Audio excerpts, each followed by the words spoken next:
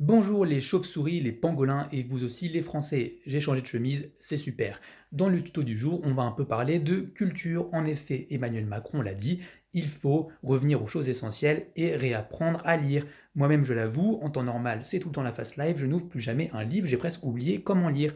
Or, regardez, dans cette pièce de confinement, j'ai une magnifique bibliothèque très bien garnie. J'ai donc pu redécouvrir un petit peu les lectures de mon enfance. À commencer par, accrochez-vous bien, Tintin au pays des soviets. Vous avez vu? Il n'y a même pas de couleur. Et oui, les petits 2000, je vous parle d'une époque que les plus jeunes d'entre vous ne peuvent pas connaître. Mais figurez-vous que dans les années 90, on voyait encore en noir et blanc. C'est comme les chiens qui ont une vision monochromatique. Et oui, ça tu le savais pas, Jamy. Eh bien, figurez-vous que ce n'est qu'en 2001, lorsque les lunettes ont été inventées, que nous avons commencé à voir en couleur, ainsi qu'en 3D. J'adore les opticiens, merci Franck Provost. Euh, j'ai pu redécouvrir aussi les lectures super fun que je faisais dans ma jeunesse.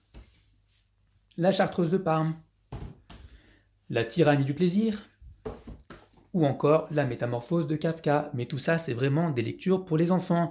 Regardez comme j'étais trop nul. Je lisais Hamlet de Shakespeare. Aujourd'hui, je préfère lire la version pour adultes, qui est beaucoup plus trash, à savoir Le Roi Lion. Et regardez ça. Il y a même des images, car comme on le sait, les adultes et les ados ne peuvent pas lire des textes de plus de 3 lignes. C'est super.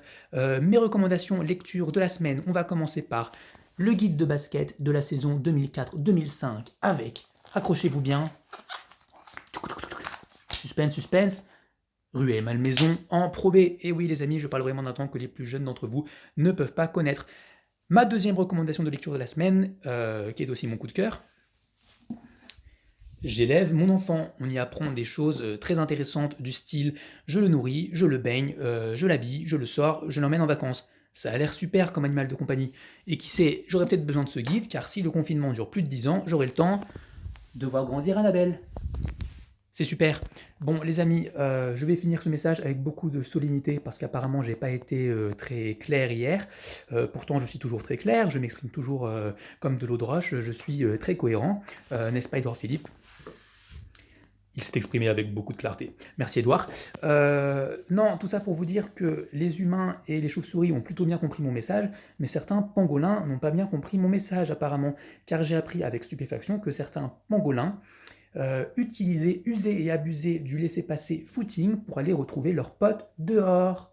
Alors, mes amis pangolins, si vous voulez parler à votre copine pangoline, n'hésitez pas à faire un Skype.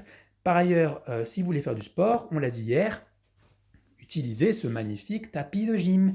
Si vous ne savez pas quoi faire, vous pouvez m'envoyer un message, je vous envoie un programme fitness, shadowboxing, pompe, abdos, gainage, burpees, fente. En 10 minutes, tu vas cracher du sang, le pangolin. Tu préfères rester sur ton canapé, à manger des pépitos poquitos et regarder Netflix. De toute façon, dans 2 semaines, on aura tous des corps éclatés au sol, on sera tous sur un pied d'égalité, on aura de toute façon tout le temps pour refaire de l'exercice et se faire un summer body. Voilà le pangolin, j'espère que le message est bien passé. De toute façon, j'ai fait des erreurs, t'as fait des erreurs, tout est oublié. Maintenant, on regarde vers le futur. On est ensemble.